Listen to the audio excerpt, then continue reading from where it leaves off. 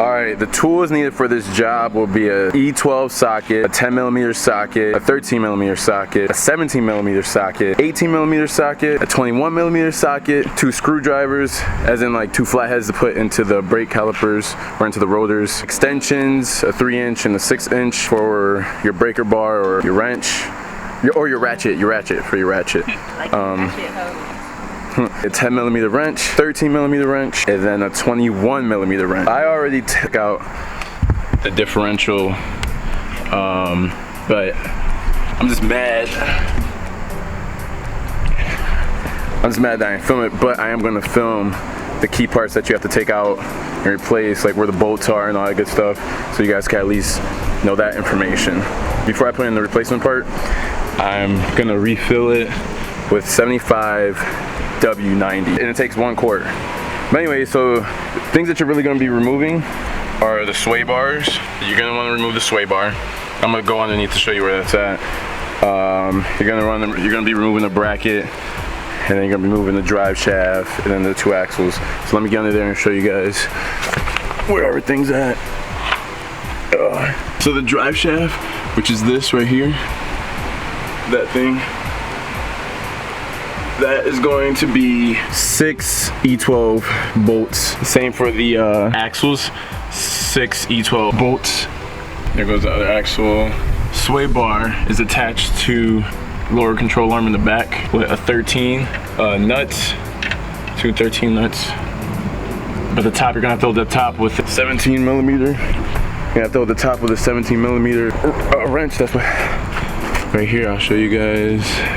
It's like, I don't know if you guys can see it. There's like I'm at 17 up here on the top of the control arm. Alright, But anyways, yeah, so the sway bars are connected to that, and that's the sway bar.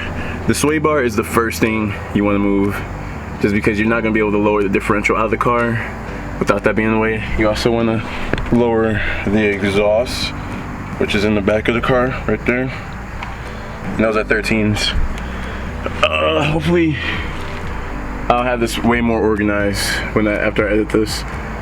But I think that's pretty much it. Removing the sway bar, moving those brackets, and the bracket is held up by the 13mm bolts, right, that go right there, 13, and then these are 18mm nuts that'll go right there. And then, yeah, I think that's pretty much it for this job. Real simple. Then we'll jack the differential back up on the car, and then bam, pretty much it. Oh yeah, and to get the sway bar out, you'll see like this little thing right here. This is where the sway bar will be connected to this. You gotta pull it out.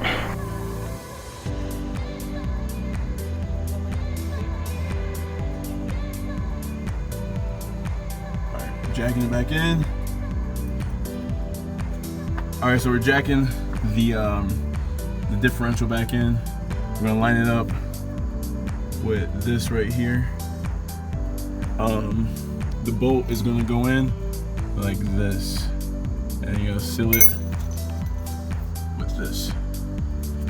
Yeah. So actually, I think it goes in this way. Right there. This goes right there. All right.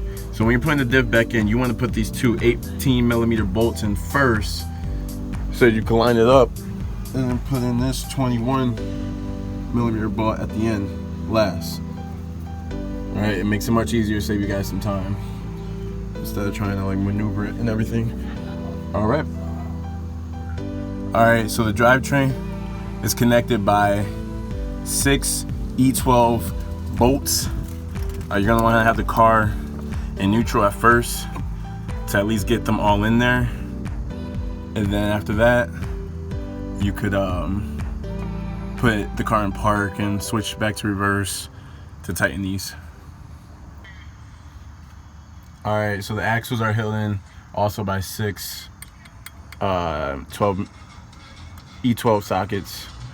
So you just line them up and then put them in. That's pretty much it. Also, the thing about the axles is that it'll only fit on these 2, or really just this one, to be honest. It's play safe. It'll fit perfectly around this one, so you have to keep the car in neutral and rotate the axle to tighten them in, and then once you get them tight enough, you put the car in park and then torque them down, and then keep repeating the process one by one.